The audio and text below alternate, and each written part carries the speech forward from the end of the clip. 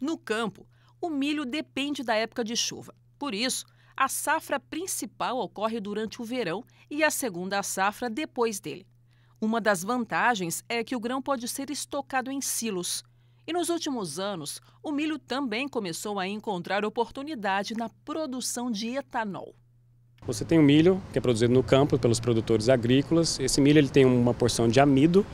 E o amido ele é um açúcar, né? Ele é um açúcar complexo, a gente chama de polissacarídeo. Então, no processo industrial, existe um processamento desse milho.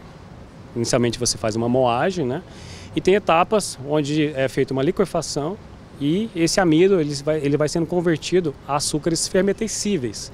Que são açúcares que podem ser fermentados. Então, existe uma etapa do processo chamada fermentação, onde esses açúcares fermentescíveis, eles são fermentados por um micro-organismo chamado levedura, e a levedura faz o processo de converter esses açúcares em etanol. E aí dentro do processo de produção de etanol de milho existe uma etapa de fermentação que converte os açúcares fermentescíveis em etanol, e você tem também produção de DDGS e óleo de milho, além de outros coprodutos, dependendo de cada processo industrial. A produção de etanol a partir do milho vem crescendo a cada ano.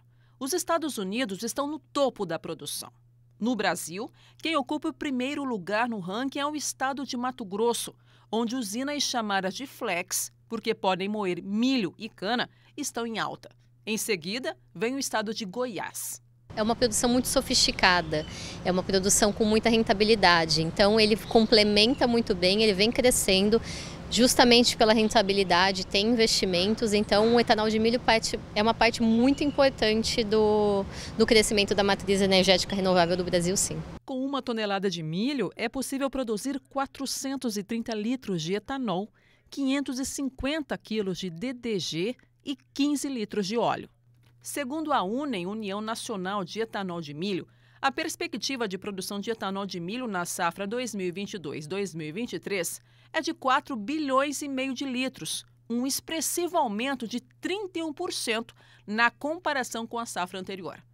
O volume de milho processado pelas usinas também deve aumentar proporcionalmente, passando de aproximadamente 8 milhões de toneladas para mais de 10 milhões, um acréscimo de 30%. Interessante é que os resíduos decorrentes do processo de esmagamento do milho, conhecidos como DDG ou WDG, também são aproveitados pelo próprio agronegócio para a nutrição animal, assim como o óleo de milho. E dentro do processo industrial, você tem várias oportunidades, né? Hoje, em termos de não somente tecnologia de processo, que conseguem aplicar muita tecnologia, pois durante muitos anos essas tecnologias avançaram no sentido de você poder produzir diferentes coprodutos, né? Então você não precisa necessariamente produzir um tipo só de farelo, você pode produzir vários tipos de farelo para o mercado e atender vários tipos de segmentos diferentes. E você tem também biotecnologia, né? Que são enzimas e micro-organismos de alta tecnologia que ajudam o produtor de etanol a ter mais rendimento, né? A tirar mais daquela matéria-prima que ele está colocando dentro do processo, maximizar a sua produtividade, reduzir o uso de químicos, reduzir o uso de água, que é importante. E, ou seja, você tem no final do dia, né, alta performance na sua planta industrial com a maximização dos seus resultados. A produção de etanol de milho no Brasil é um importante avanço para a cadeia produtiva do grão, que passa a ter na fabricação do biocombustível mais um meio de geração de emprego e renda.